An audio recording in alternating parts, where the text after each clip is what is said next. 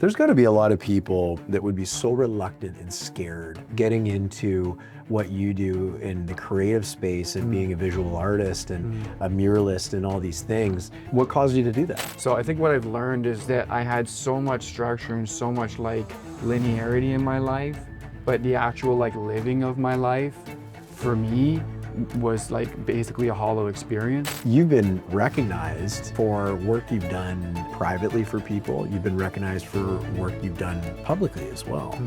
Where does that courage come from? I'm a Christian. I'm devout in my personal, spiritual sense. For me, has been the basis of everything that I've been doing. Why art is important. The proof's in the pudding, honestly. I think the hard thing about visual arts is that often people don't appreciate it until after it's done.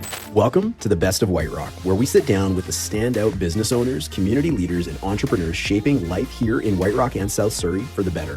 These are their stories behind the people driving real change in our community. Hosted by me, Darren German of the German Group. This is pretty exciting to be sitting down with you today because you've got a really high profile name in the industry for the creative work that you do, not only for the community, but for the people that you help. And was really looking forward to having this conversation because you, if you're not already, are going to be somewhat of a local legend by the time, a couple moons from now. People are going to know your name a lot more, and I'd love for you to introduce yourself and who you are and what you do. Okay, cool. Well, thanks for having me. My name is Allan Turton. I was actually born and raised in Ontario, but I moved here after our cross-country tour, seeing the country, seeing our home and native land, as it were, and I basically got washed up in White Rock, of all places. So it's a good place to end up, though, right? And I was on the beach, and some people remember me from back in the days when I had my easel set up on the beach, and I was there. How old was I then? Whatever. But I was at that stage of life where I was like, wow, this world's amazing, and where do I fit? Where do I belong? So you're just down at the beach painting the ocean. I was staying with a lady then, effectively, like a grandma, who took me in because I was living in my car, and that was that kind of vibe.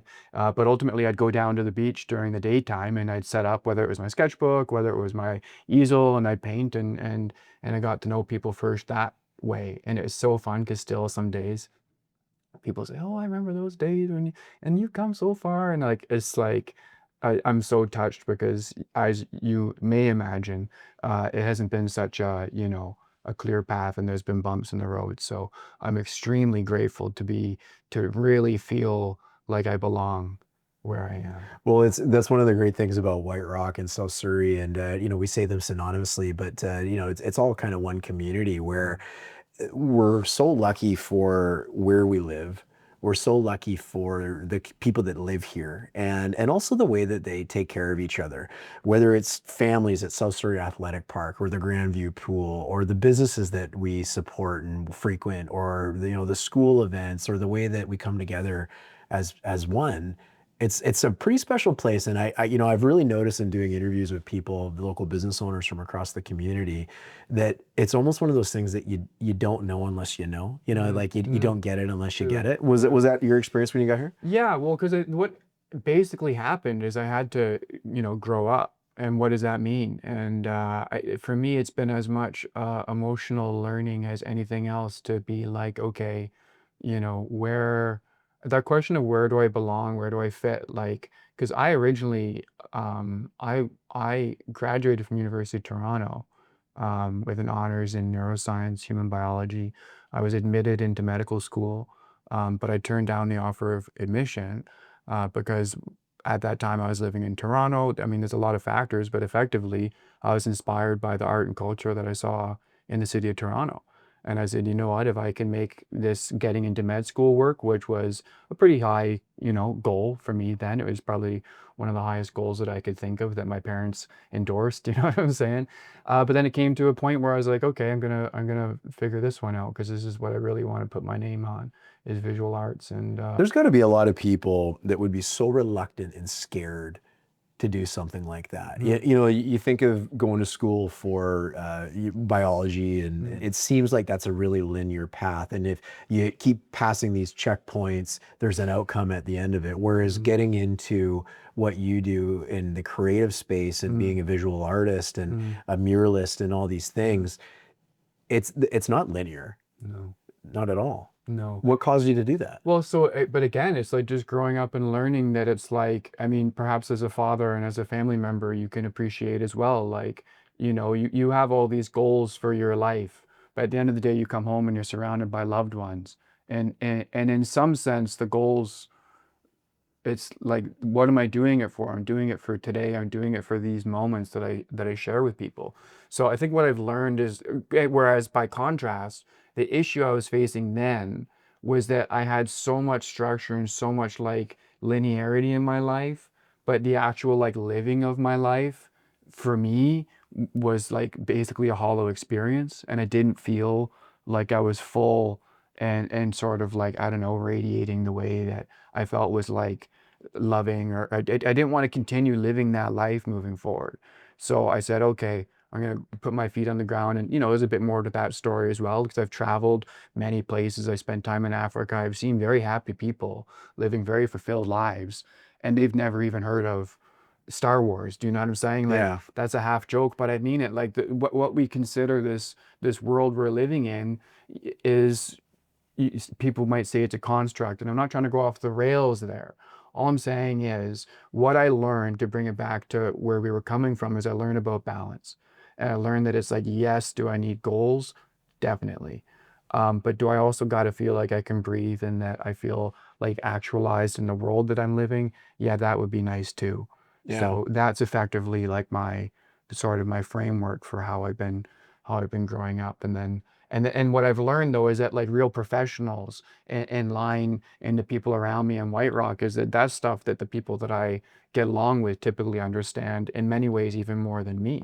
So I've had so many role models in White Rock that I've had to learn from, and then you kind of have to take a deep breath and say, okay, like, what do I have to learn today from this?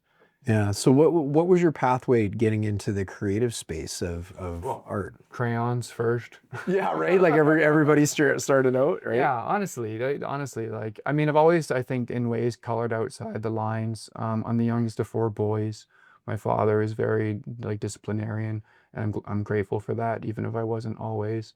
Um, but it's just the role I played. I've kind of been like a shaker. I had to be a shaker in my family, like saying uncomfortable things at times, because as the youngest, you witness everything, but you don't always have a voice per se. And I think that in some ways that's where my visual arts came from as well. And I can tell you in the classroom, I'm very perceptive when things are happening. I typically know what's happening, even if they can't be spoken. Hmm. But that's where visual arts comes in, because it's like a picture says 1,000 words. And I don't know how many of my school notebooks I had. I was in the principal's office a lot. And the principal would basically be like, all right, Alan, like, someone had to say it. So, keep it on the down low and try not to do it like that again and get back to work. But I always got the grades, and that's again, you know, um, yeah. So as far as like the visual arts and where did the visual arts come from, I think that I just found that, as far as medical school goes, is like there's no shortage of people trying to be doctors. Like, if anything, there was someone in the world who was relieved that I turned down that application, which by the way was a very easy decision for me. Right. Um, and then in a way, I made someone else's dream come true, because I stepped out, and someone who really wanted it got it, and I really wanted something else. Well, you also open the door for yourself in a way too, because you're giving back in a different way. You're helping in a different way. And that's rare. That's risky. That is not the clear-cut path that Mhm. most people would choose. You know, Mhm. when we lived in a world, and I think of music artists all the time, and Neil Young as an example. When Neil Young really found his fame, what a rebel, right? Like, Mhm. there wasn't YouTube and there wasn't Spotify and there wasn't ways to distribute all his music, and he really had to take a chance. That it doesn't necessarily exist for people in the visual arts. We're so inundated with imagery and through social media and media generally, Mhm. and that's not that's not an easy path to Mhm. forge on your Mhm. own, Mhm. which is why it's so brave and so incredible. And Mhm. you've been recognized for work you've done privately for people. You've been recognized for work you've done publicly as well. Hmm. Where does that courage come from? Well, to tell you the truth, like, I'm a Christian. I'm a firm, like, I'm devout in my personal, like, spiritual sense. At the time of getting into medical school, I was going through like an identity crisis, and then was basically an atheist. And my buddies in late high school know I was like, because I was always curious about like what's going on, and I was raised in a Catholic school, and I'm so grateful for that. But again, like, I'm always like, there's gotta be more, and and you Mm, can't tell me. And then effectively what I'm getting at is that then in university, when I was in this crisis state of like having to commit, like committing to medical school isn't a small commitment financially, lifestyle, this and yeah. that, right? So I was basically going through a crisis of being like, okay, like what's going on here? And at that time, I read the Gospels really thoroughly, and that wasn't a small part of my experience. It was massive. So that for me has been the basis of everything that I've been doing. That's there's a lot that could be said there. Yeah. Well, it obviously had a big impact on you and Yeah. helped you see things from a different angle. Yeah, because I have faith, man. Like, I have such strong faith, and I know it's such a personal thing for people, but again, like, maybe it's just the outlier in me that's like, and I like, even my grandfather, God rest his soul, it's like, I remember there was a time when he was sitting there, and he was getting older, and he's on his oxygen tank, and he's sitting there, and I was showing him the artwork that I was making when I was in school. Pardon me, man. And he's like, Alan, I don't really get it, but I like that you're doing it. Keep it up. And even my other grandfather, he said to me, don't lose that. And I think because I'm grateful that I have three older brothers. I'm just so grateful, man. That's a big part of it. And I think that a lot of people, they talk about bravery as if it's this like bombastic, like it can be easy to confuse that with what real bravery is. And I find that real bravery it's love, it's love and self-love and those things. So I guess I've never really had to evaluate that from the outside to ask why I am the way that I am, Hmm. but I think it's basically based in love. And as far as the visual arts go, that's almost like a skill, I guess, that I just am naturally attracted to it. And that, I guess, that's more like a vocational question. But Well, from even just hearing about your both grandfathers mm, who obviously were incredibly important and a big oh, part of your life and mm, influential in your mm, life. And mm, it's funny, those callings and those moments we remember, the fact that you remember a conversation that pivotal mm, with your grandfather. And mm, we all have those moments in our lives mm, where we remember where we were, what was said, what mm. happened, every single detail. And it's just one of those times in your life where you just stop going this way, you start going this way. Sure. And it's so fascinating. Yeah, yeah, definitely. And I think, I mean, so in it all, but it becomes down to like, what am I doing with my time? How am I applying myself? I've met many people who are way more incredible than I am, and they're doing pretty good. And I think that just having friends who, like, having a community, like you mentioned, back to White Rock again, it's like there's so many people. I think we have more in common with each other than not. And I've really learned a lot from just witnessing other people in my life, not just my grandparents. I think it's one of the hard things about being a new generation, and this touches on the whale wall as well, which I'd like to speak on. But like, every generation seems to discover what they need to do for the time that they're living in, and there needs to be a certain level of freedom for that discovery to exist. Mm. And it, as far as I can tell, in every generation it looks different. However, in every generation it's based on the same principles. What those are, I'll just leave that as an open question. But I guess what I'm saying, so for example, with the whale wall, it's like when people ask, and maybe the listeners aren't currently aware, so I won't barge into it too quickly, but effectively what I'm getting at is, it's like it's the spirit of something that's real.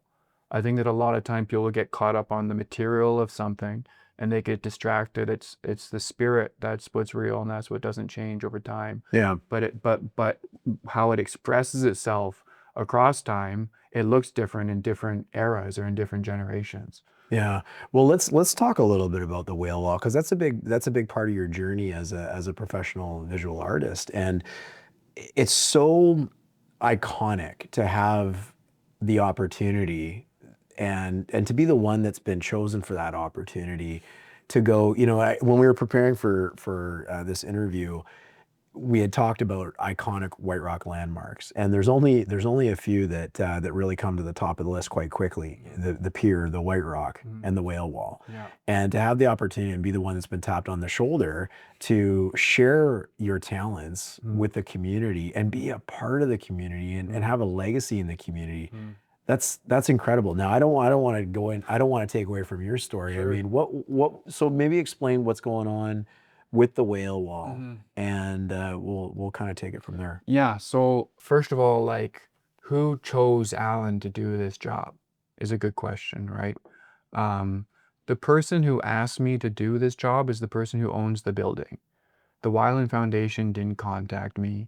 The city of White Rock wasn't like doing a call for artists. The person who owns the building is effectively a business associate, client, sometimes an employer of mine. We've done a lot of work together. He's the owner of Kingdom Athletics, and he's currently in possession of the Whale Wall building on Russell and Johnson. And he's put a lot of work into that building. And he's got a lot of murals inside the building. And there's a lot I could say about him, but effectively what is relevant is that he knows how to just go and get things done. He understands the creative process, that it doesn't necessarily always, you don't always have all the T's and the I's taken care of per se, but he's really good at forward momentum. He's really good at taking coal and making diamonds, you know what I'm saying? And sometimes it's a dirty job, but he really has been strong in that sense. So I have a history with him to begin with. So as someone who was working with him before he even acquired the building, naturally, it's almost like that was something that, like, I think synchronicity is the word for that. But he basically says, "Hey, Allan, I want you to touch up the whale wall," right? So that was like over a year ago at this point. At that time, there were no murals on ground level beside the whale wall. So I did the one of the bull, I did the one of the bears on the other side of the MLA office. And then at the beginning of this summer, I connected them via the MLA office sign. And that was really my first major experience with like public art murals. Not public art, because I've done a lot of window painting before and things like that, but like that was really my first exposure to like, okay, now you're muraling in White Rock, in a major location, and how does this go? And I talked to city council about it before, like I did even advocating before I touched those walls. And I started painting those like whatever, let's say midsummer, probably like July, is when I started that project, and I just ran into like so much drama. Like, it's so easy to do a painting when all else is equal, but like to hold a space steady to do a mural and have so much interference, that that dynamic gets painted on the wall. When you say interference, do you mean from the community? Not really. And I don't want to get too like, finger pointing on this.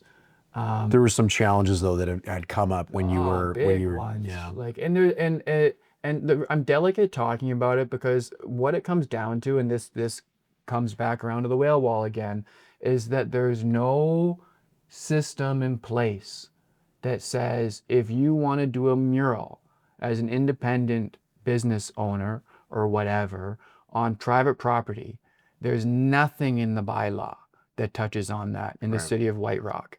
I first went to the bylaw department, God bless them, the workers, city workers don't have an easy job, and I'm not trying to make their lives any more difficult because I think they probably have one of the hardest jobs in this town. I'm in real estate for my day job, and I was at Mm, the city of Langley mm, yesterday, watching someone just lambast this poor employee mm, to the point where it was inappropriate. yeah, They're the ones that make this city run, yeah, and they deserve our yeah, gratitude and our respect yeah, and support. and support. Again, and that's kind of the thing is I think that people come with this like I pay my taxes, therefore attitude, and they don't like understand that like community is like a participation sport, and I think that a lot of people are they it's like, and this is what happened with the murals, is like they'll stand back and not be visible. They won't have their input. They certainly won't like sign on to what you're doing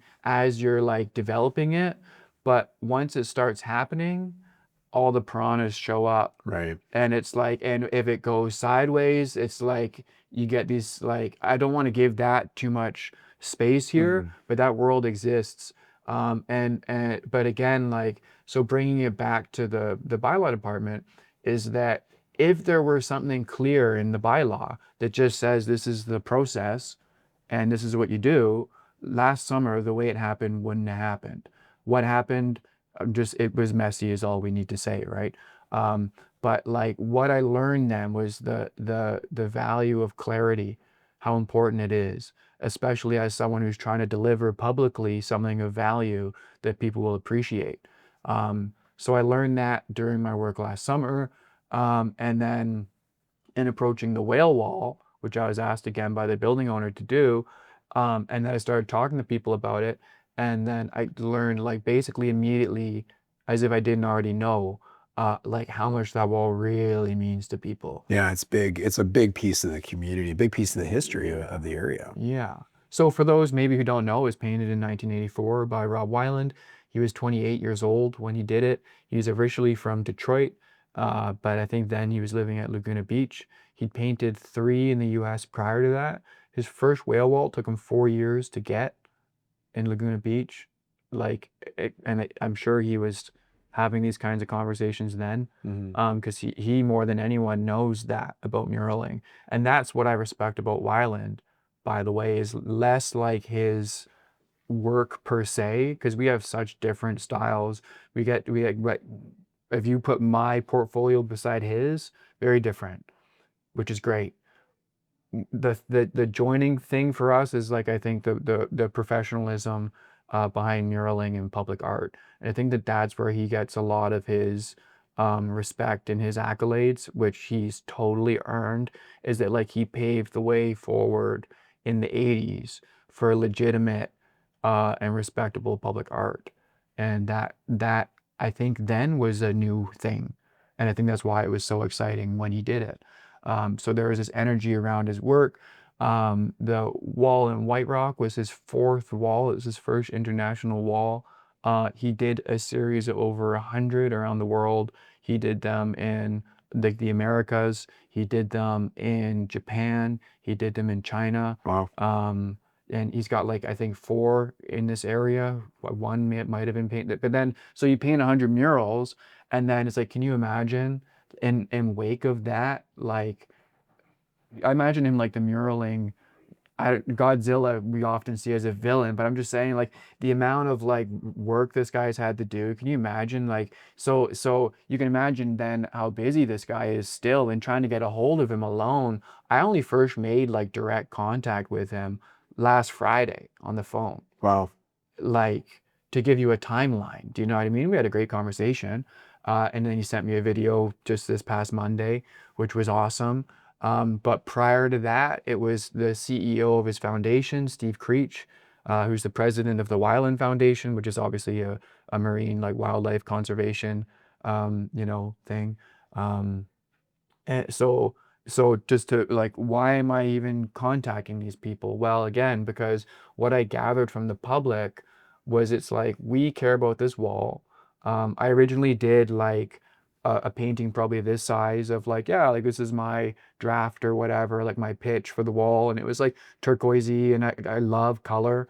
And I just posted on that a community group, which is like, and it was like boom, gauntlet, and people like, Mhm. and but then that's also the challenge as a professional. It's like the whale wall is not my wall. It's not my brand. And where I'm at like today is like if I could actually do that wall and no one knew I did it, that's like a success. Because you're like, oh, cool, like it looks like Wyland came back and did the wall. Like maybe an unrealistic standard in some senses. Like I use a brush, he uses a gun. Like technically we're different, but what I'm saying is that the whale wall is not about me at all. So what I like to approach the whale wall and be like, I'm gonna do this. Can you imagine being there? Like let's say it takes a month or less to do the wall, and imagine being the guy doing it. Like even just doing those murals, the side murals, the amount of like, and by the way, like most of it was supportive. Like people love art. They love seeing young people coming up. They love seeing like art, especially when it's like, goodwilled or whatever. Mhm. So the for sure the support's been huge, but I'm just because I know the nerve of it, it's like I once said actually it's almost like performing surgery, like a kidney transplant surgery on the city of White Rock. As soon as you start touching that wall, the whole, it's like whoop, everyone gets tense. Yeah, everyone's paying attention and's got an Yeah. opinion and wants to have their opinion heard, I'm sure. Yeah, Yeah. for sure. So I've been learning during this. I've been learning like what do people want to see? What do people like? What are the legitimate concerns that they have? I brought it to council, and I've also actually I have my own legitimate concerns that I don't think that people are even are aware of, and that's something for sure I'd like to discuss because there's some things that need to be solved as far as the wall is concerned. Um, so where I'm at in the whale wall project is effectively my role currently isn't as the guy who's painting the wall. It's as the guy who's like I feel like an investigative journalist in a sense. Well, I'm struck with the level of care that you've put in to respect this White Rock institution, something that's so important to the people of White Rock. You know, the fact that you've had conversations with the Wyland Foundation and the original painter himself, you know the history of it. You know that you knew that it was the fourth wall that he's ever painted after, first international wall as an example.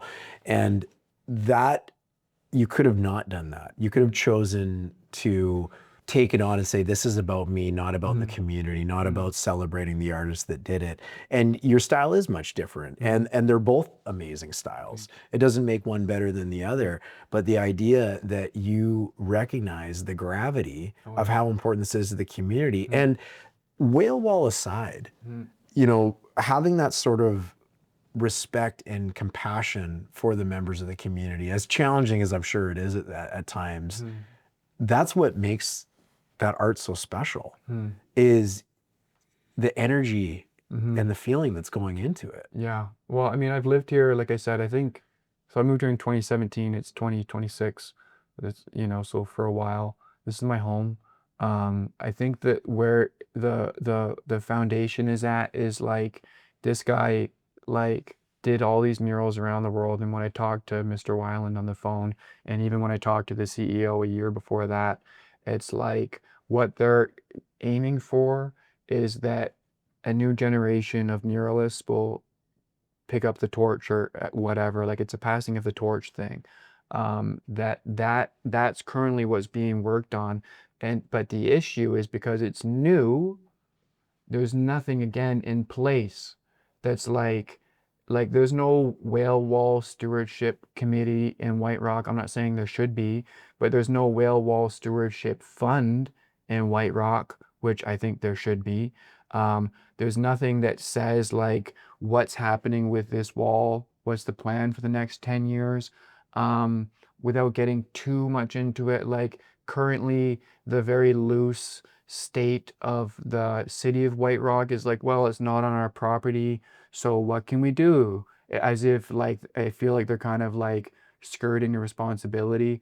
But I'll tell you, if you look at the traction that this gets, I don't even need to convince people. But look, the city of White Rock just posted um, a primer for people regarding the whale wall. Just scroll their page. You'll see so clearly. And no one even denies it. Like when I spoke at council about it, it's like, yeah, obviously, you could ask anyone, does this whale wall matter to you? And they're pretty much all going to say yes. They might all have different opinions on it, but it matters to everyone. So as far as I'm concerned, it's a city issue. Yeah.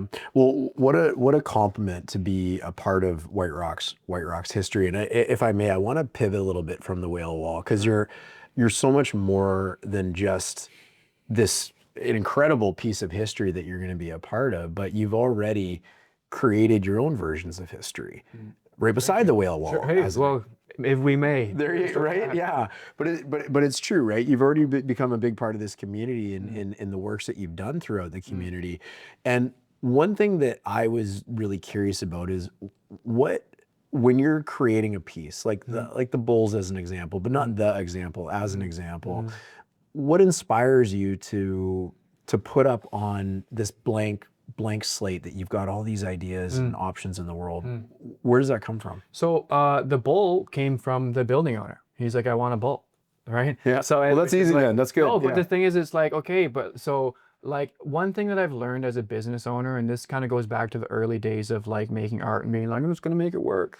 It like the first dollar I ever made on my art was I think it was 2013.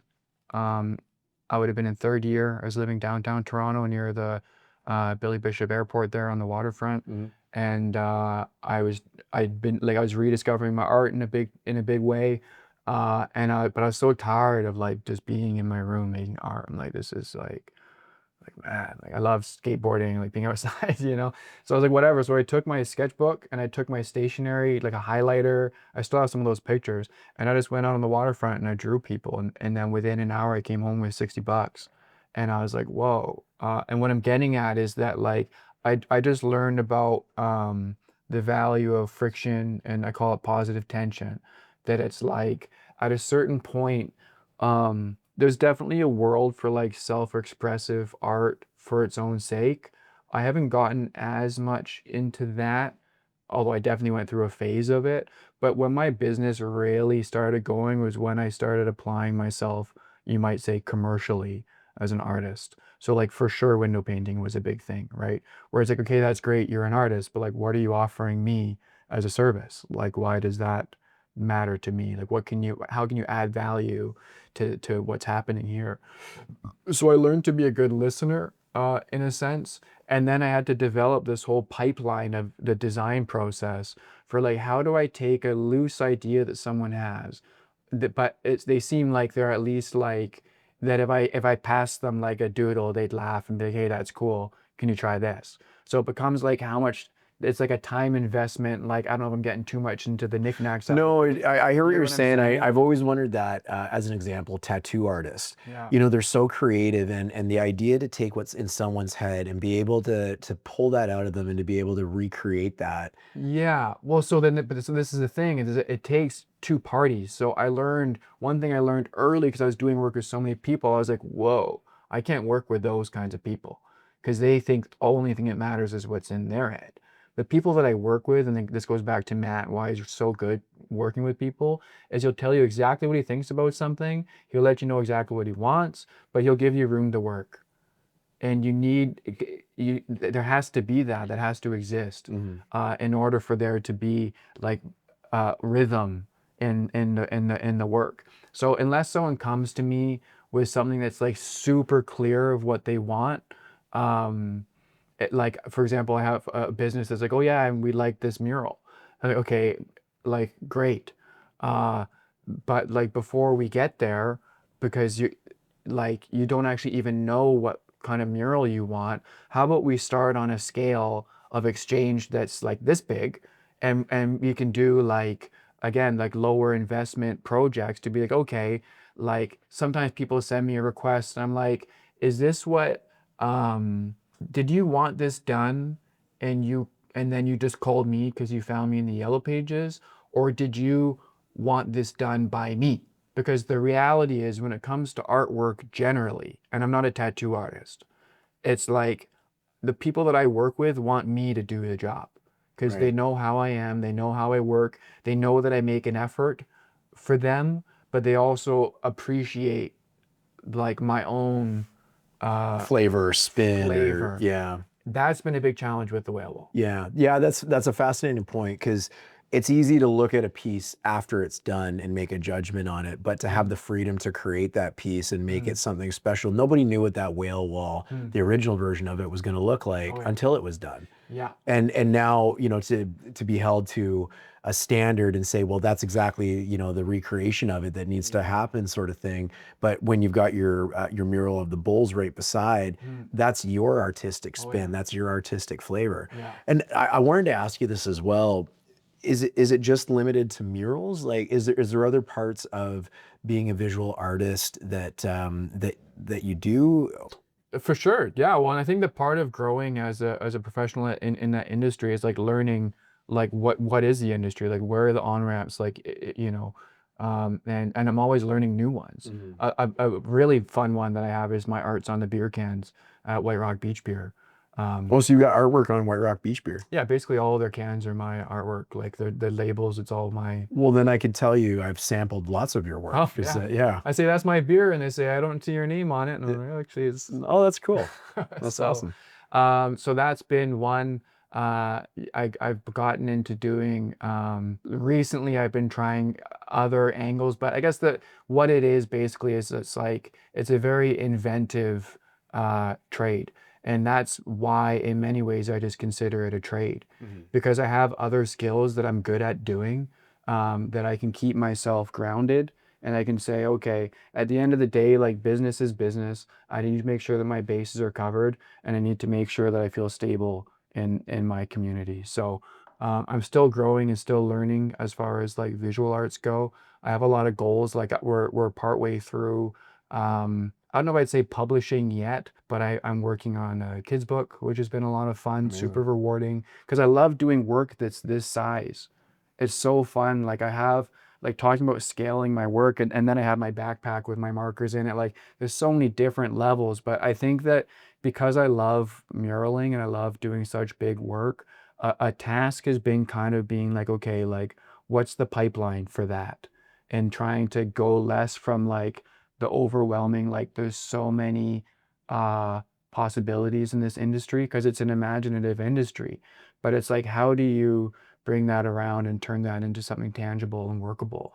That's an ongoing question for me, for sure. Yeah, well, and it's probably something that I would assume a lot of artists struggle with because it's probably a question that never gets answered. It's probably Yeah. it's like chasing the horizon. It's just going to keep Yeah. being there, and Yeah. there's going to be different versions of that show up depending on where you are day to Yeah. day and who you're interacting with. Yeah, but that brings me back to again, like like I made the comment earlier where it's like, yet if what you're talking about is doing something for a living, we're talking about professional behavior here. And you don't have to be a visual artist to be a professional. So one thing for me that I was very keen on early, even before I finished school, was like the people that I spent more time around were professionals. The first job I got was as a floor sweep in a mechanics shop after university, you know, and I was just around people. I was like, okay, like, what's this person's approach to their work? What's this person's approach to how they're spending their time, how they're being productive? So like learning like the like about professional integrity, I think. That to me has been like the it's been the biggest limitation in my career. And I think that most professionals agree that that's just what it is.